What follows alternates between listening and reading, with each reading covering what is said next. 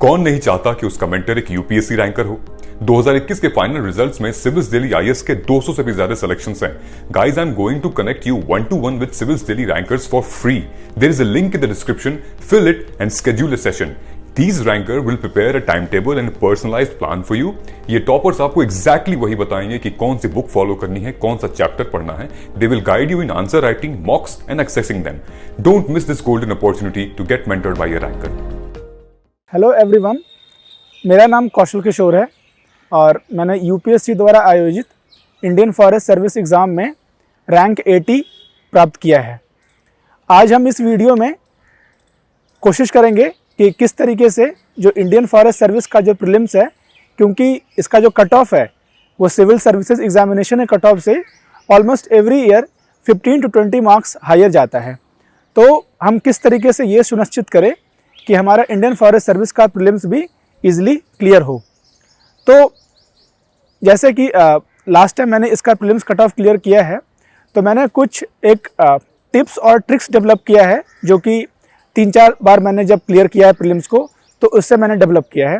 और आज हम कोशिश करेंगे कि उन टिप्स और ट्रिक्स को कैसे समझें और किस तरीके से एक्चुअल एग्ज़ाम में अप्लाई करें ताकि हम इसका कट ऑफ भी क्लियर कर पाएँ। तो मैं कोशिश करूँगा कि इस वीडियो में मैं सारे पॉइंट्स को एक पॉइंटर्स के फॉर्म में बताऊँ ताकि ये समझ में ईजिली आ जाए। सबसे पहली बात यह है कि हमें जो प्रीलिम्स का जो प्रीवियस ईयर क्वेश्चंस हैं, ऑलमोस्ट 25 से 30 साल के प्रीवियस ईयर क्वेश्चंस को हमें अच्छे तरीके से करने पड़ेंगे, ताकि अब जो प्रीलिम्स के प्रीवियस ईयर क्वेश्चंस हैं उनको करने के मल्टीपल फ़ायदे हैं।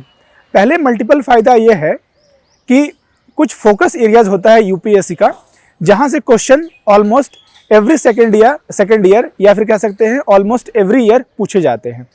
अब अगर मैं एग्जाम्पल के रूप में बताऊँ तो मेडिवल हिस्ट्री में विजयनगर एम्पायर एक ऐसा सेक्शन है जहाँ से क्वेश्चंस बराबर आते रहते हैं। सिमिलरली दिल्ली सल्तनत एक ऐसा सेक्शन है जहाँ से क्वेश्चंस आते रहते हैं। अब मेडिवल हिस्ट्री में और भी सेक्शंस हैं कि राष्ट्रकूटा है, प्रतिहारा है, चालुक्य है, तो वो सबसे क्वेश्चंस आने की संभावना काफ़ी कम रहती है।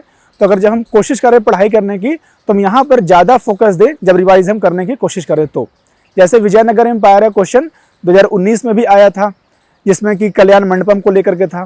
फिर 2021 में भी आया था, वो नूनिस एक पर्शियन ट्रेवलर था, उसको लेकर के। सिमिलरली अगर हम एंशिएंट हिस्ट्री में देखें तो अशोका जो मौर्यन एम्पायर है वो काफ़ी फोकस एरिया रहता है, जबकि जो बाकी जो डायनेस्टीज़ हैं, नंदा डायनेस्टी, बिम्बिसार वगैरह का, वहाँ से क्वेश्चंस काफ़ी कम आते हैं। सिमिलरली अगर हम मॉडर्न हिस्ट्री का देखें तो जो सारे एक्ट्स हैं, 1813 का एक्ट, 1833 का एक्ट, 1853 का एक्ट, तो एक्ट से क्वेश्चन ऑलमोस्ट हर एक साल आते ही आते हैं। और जो सारे अलग अलग मिशंस हैं कि क्रिप्स मिशन है, अगस्त ऑफर है, ये सारी चीज़ें, तो हम कोशिश करें कि इन सेक्शंस को हम आइडेंटिफाई करें जब हम प्रीवियस ईयर क्वेश्चंस को हम कर रहे हैं। तो दूसरा फायदा प्रीवियस ईयर क्वेश्चंस करने का ये है कि कुछ क्वेश्चंस तो एज इट इज़ रिपीट हो जाते हैं। फॉर एग्जाम्पल बनी ठनी पेंटिंग कौन से स्कूल को बिलोंग करता है, ये क्वेश्चन 2018 में आया था और साथ में साथ ये कभी 1990s में भी ये क्वेश्चन एग्जैक्ट रिपीट हुआ था। दूसरा एग्जाम्पल मैं बताऊं तो जो मनी मल्टीप्लायर क्वेश्चन है जो 2021 में आया था, ये एज इट इज़ 100% सेम 2019 में भी आया था ये। सिमिलरली लास्ट ईयर जो मिताक्षरा का जो क्वेश्चन आया था 2021 में, एज इट इज़ तो नहीं आया था पहले में, लेकिन ये मिताक्षरा नाम पर क्वेश्चन 1990s 1985 में भी क्वेश्चन ये आ रखा था। तो हम कोशिश करें कि जब हम प्रीवियस ईयर क्वेश्चन को कर रहे हैं तो थोड़ा सा उस पर एक रेडीमेड नोट्स हो, क्योंकि अगर हमारे पास वो रेडीमेड नोट्स है उस टॉपिक पर, जैसे मिताक्षरा के क्वेश्चन पर, तो हम बहुत ज़्यादा चांस है कि उस क्वेश्चन को हम सॉल्व कर ले जाएंगे। सिमिलरली एक और एग्जाम्पल मैं बताऊँ तो लीड बैंक स्कीम का क्वेश्चन जो 2019 में आया था, वो क्वेश्चन 2012 में भी वो क्वेश्चन आ रखा था। अगर अगला एग्जाम्पल मैं बताऊँ तो बैंक बोर्ड ब्यूरो जो 2022 में क्वेश्चन इस साल आया है, 2019 में भी बैंक बोर्ड ब्यूरो पर क्वेश्चन आया हुआ था।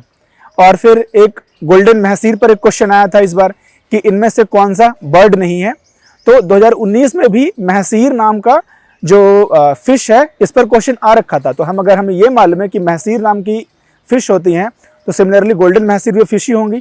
तो इस तरीके से हम 2022 का भी क्वेश्चन हम सॉल्व कर ले जाएंगे। तीसरा फायदा ये है प्रीवियस ईयर क्वेश्चंस करने के, जो ऑप्शंस होते हैं प्रीवियस ईयर क्वेश्चंस के, वो बहुत बार वो अगले साल में जाकर के क्वेश्चन के फॉर्म में आ जाते हैं।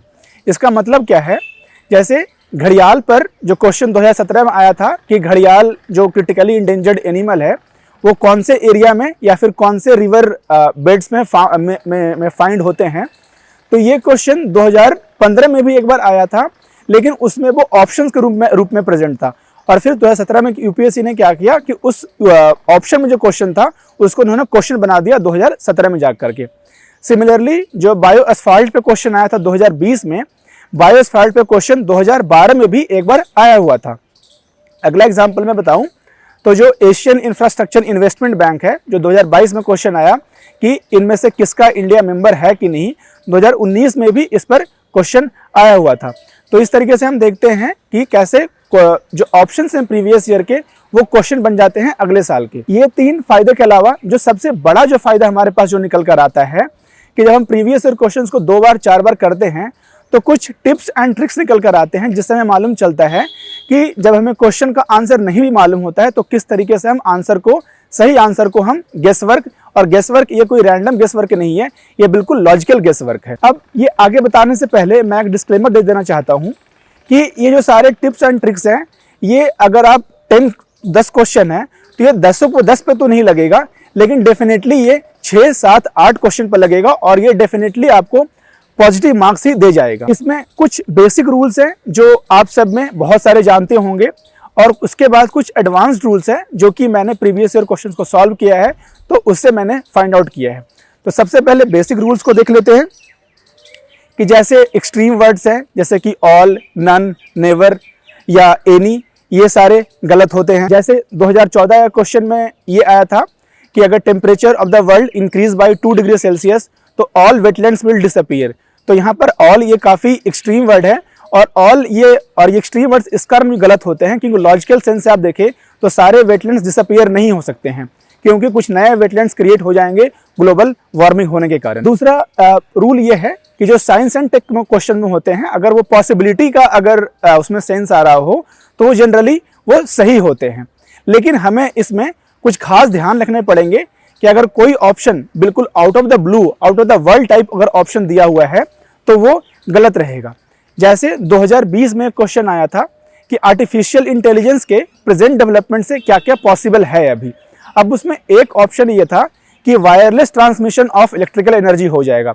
अब ये ऑप्शन बहुत ही आउट ऑफ द ब्लू या फिर बहुत ही अजीब सा ऑप्शन है, और अगर हम इसको काटते हैं और डेफिनेटली हमारे पास करेक्ट आंसर के पास हम पहुंच जाएंगे। सिमिलरली 2022 में क्वेश्चन आया था कि सोलर फ्लेयर्स के कारण क्या क्या पॉसिबल है। अब इसमें एक ऑप्शन ये था कि जो दुनिया के जो सारे जंगल हैं उनमें आग लग जाएंगी, तो ये भी बहुत ज़्यादा एक out of the blue, out of the world type का ऑप्शन है। तो इस तरीके से हम इसको भी एलिमिनेट करेंगे और हम सही आंसर तक पहुंच जाएंगे। तीसरा ये है कि इकोनॉमिक्स में खास करके स्टेडली इंक्रीज और स्टेडली डिक्रीज करके ये मोस्टली गलत होते हैं, और जब आप इसको प्रीवियस ईयर सॉल्व करेंगे तो ये आप इसको ऑब्जर्व कर सकते हैं। अब इनके बाद कुछ एडवांस टूल के पास आते हैं जो कि मैंने ये फाइंड आउट किया है कि जब यूपीएससी जब क्वेश्चंस फ्रेम करती हैं तो वो किन तरीके से फ्रेम करती हैं, और इस तरीके से हम मालूम करते हैं कि अगर पिछले बार में वो स्टेटमेंट सही या गलत रहा है और उसी तरीके से फिर से क्वेश्चन फ्रेम किया गया है तो मोस्ट लाइकली वो फिर से वही सही या वही गलत होगा। फॉर एग्जाम्पल पहला रूल, कंटेम्प्रेरी वर्ड अगर जिस स्टेटमेंट में इन्वॉल्व रहता है तो वो मोस्टली गलत ही रहता है। अब इसके एग्जाम्पल ये हैं कि 2002 में क्वेश्चन आया था कि औरंगजेब और शेख सलीम चिश्ती कंटेम्प्रेरी है। अब ये उस साल भी गलत था। 2017 में क्वेश्चन आया कि अन्नामाचार्य और त्यागराजा कंटेम्प्रेरी है, ये इस साल भी गलत हुआ। फिर 2019 में क्वेश्चन आया कि सेंट निम्बार्का और अकबर ये दोनों कंटेम्प्रेरी हैं, ये इस साल भी गलत हुआ। तो अगर ये हर बार गलत रह रहा है तो मोस्ट लाइकली हम ये अज्यूम कर सकते हैं कि अगर अगले बार भी ये क्वेश्चन आता है और अगर हमें नहीं मालूम है तो हम गेस वर्क करके हम इसे कंटेम्प्रेरी को गलत मानकर हम आगे क्वेश्चन को सॉल्व कर सकते हैं। दूसरा पॉइंट ये है कि अगर सेम ऑप्शन अगर मल्टीपल क्वेश्चंस में प्रेजेंट हैं तो मोस्ट लाइकली वो कम से कम एक क्वेश्चन में वो आंसर होगा ही होगा। इसका मतलब क्या हुआ, 2019 में सोहगौरा का जो ऑप्शन है ये 2 क्वेश्चन में प्रेजेंट था। पहला क्वेश्चन था कि इनमें से कौन सा हड़प्पन साइट नहीं है, और दूसरा क्वेश्चन था कि इनमें से कौन सा साइट अशोका जो अशोका है उनसे रिलेटेड है। अब मुझे इन दोनों क्वेश्चन में दोनों में नहीं आंसर मालूम था कि सही आंसर क्या है, लेकिन दोनों में सोहगौरा ऑप्शन था और मैंने दोनों में सोहगौरा ऑप्शन मार्क किया और एक में ये सोहगौरा सही निकल कर आ गया। अब इसका एप्लीकेशन 2022 के क्वेश्चन में कैसे कर सकते थे? हमें मालूम है कि इस बार ये क्वेश्चन में काफ़ी इस तरीके से आया है कि 1 pair correct, 2 pair correct, 3 pair correct, 4 pair correct, इस तरीके से, और ये ऐसे ऐसे कम से कम 10 क्वेश्चन आए थे। अब अगर हमें वो 10 में से 10 बिल्कुल नहीं मालूम तो मैं सेफली, और मैंने जो किया भी था कि सारे में मैंने 2 पेयर कर दिया था और उन 10 क्वेश्चन में कम से कम 50% सवाल, मतलब 5 से 6 सवाल ऐसा निकला जिसमें कि 2 पेयर्स सही थे। तीसरा रूल ये है कि अगर 2 एंटिटी इन्वॉल्व्ड हैं क्वेश्चन में तो हम कोशिश ये करेंगे कहीं ऐसा तो नहीं किया गया है कि जो एंटिटी 1 है उसका एक्सप्लेनेशन एंटिटी 2 में दिया हो गया है and vice versa. For example 2020 में क्वेश्चन आया था कि United Nation convention against corruption, और दूसरा एंटिटी सेम क्वेश्चन में था United Nation convention against transnational organize crime.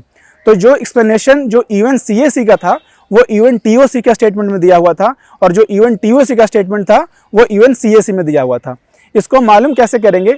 एक बार जब हम स्टेटमेंट को स्वैप करेंगे और अगर हमें लगता है कि नहीं ये ज़्यादा फिट बैठ रहा है जो हमारी लॉजिकल जो हमने पढ़ाई की उस चीज़ से, तो हम समझ जाएंगे कि इन्होंने ऑप्शन को स्वैप कर दिया है। सिमिलरली 2019 के क्वेश्चन में ही ऑगमेंटेड रियलिटी और वर्चुअल रियलिटी को जो स्टेटमेंट एक्सप्लेनेशन था उन दोनों को स्वैप किया हुआ था। चौथा रूल ये है कि कुछ फेवरेट एरियाज होते हैं UPSC के, और अगर वो एरियाज अगर ऑप्शन में प्रेजेंट हैं और अगर हमें सही आंसर नहीं भी मालूम है, इनफैक्ट अगर क्वेश्चन समझ में नहीं भी आ रहा है और अगर वो ऑप्शन प्रेजेंट हैं तो हम उसे सेफली मार्क करके आगे बढ़ सकते हैं। इसका एग्जाम्पल मैं बताऊं, जैसे कि अगर ऑप्शन में विजयनगर एम्पायर है, वेस्टर्न घाट है, अंडमान निकोबार है, यूरोपियन यूनियन है, वर्ल्ड ट्रेड ऑर्गेनाइजेशन है, इस तरीके का ऑप्शन है तो वो जनरली सही होते हैं। और अगर मैं एग्जाम्पल से बताऊं तो 2019 में क्वेश्चन आया था कि कल्याण मंडपम ये कौन से डायनेस्टी से एसोसिएटेड है। अब इसका आंसर मुझे बिल्कुल नहीं मालूम था, लेकिन जो इसमें एक ऑप्शन विजयनगर एम्पायर था और जो बाकी 3 ऑप्शन थे वो प्रातिहारा, राष्ट्रकूटा, ये सब सारे थे।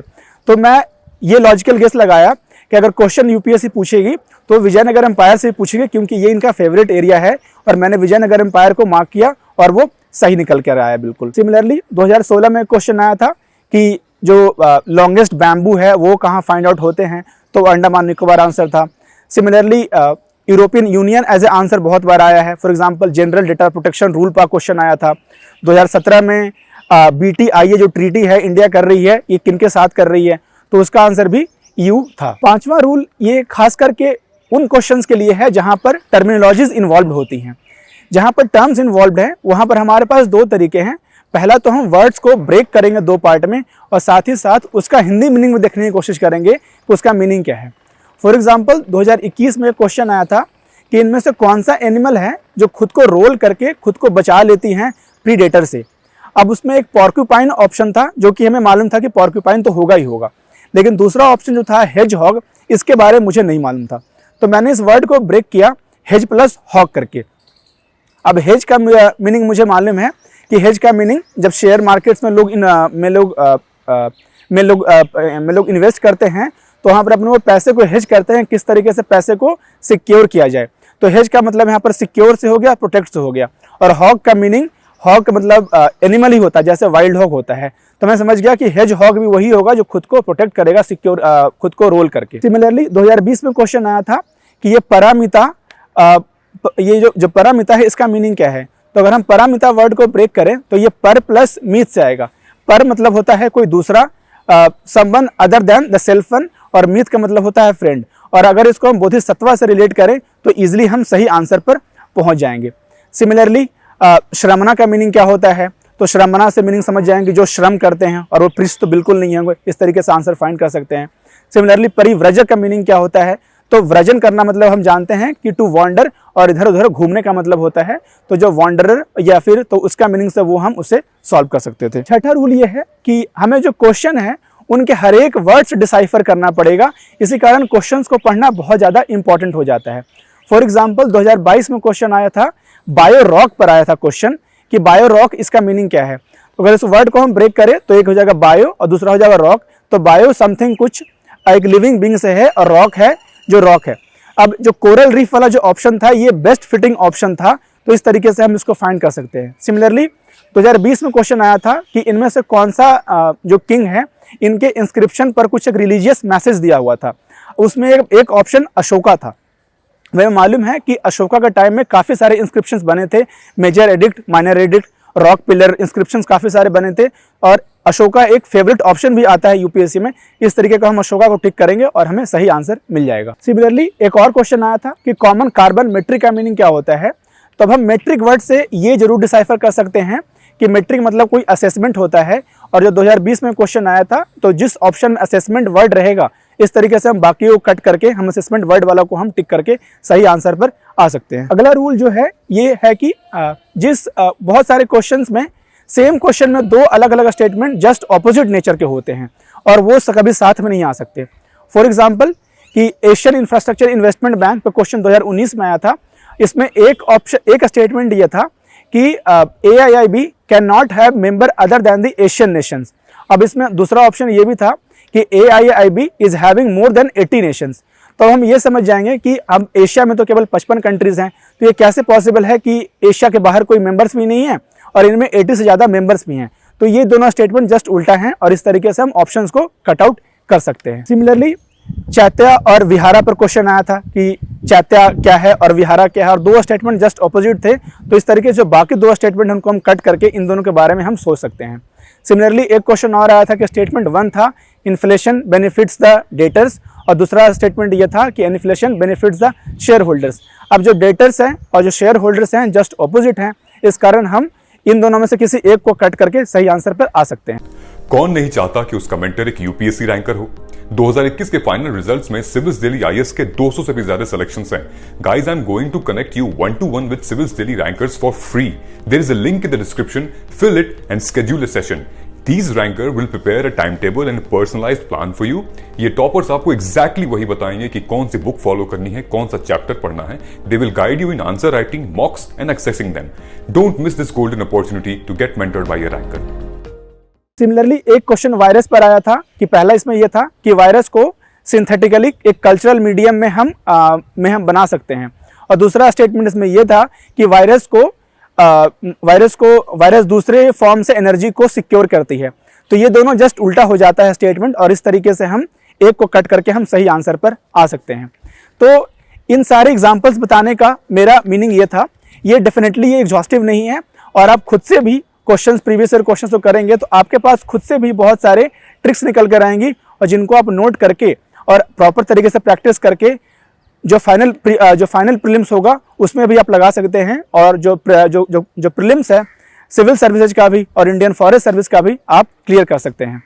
तो आज हम इस वीडियो में इतना ही डिस्कस करेंगे, और मैं DKT प्लेटफॉर्म को बहुत बहुत धन्यवाद देना चाहूँगा कि जिन्होंने ये प्लेटफॉर्म प्रोवाइड किया, और जो मेरे एक्सपीरियंस थे इस एग्ज़ाम को उसको मैंने शेयर किया। Thank you very much.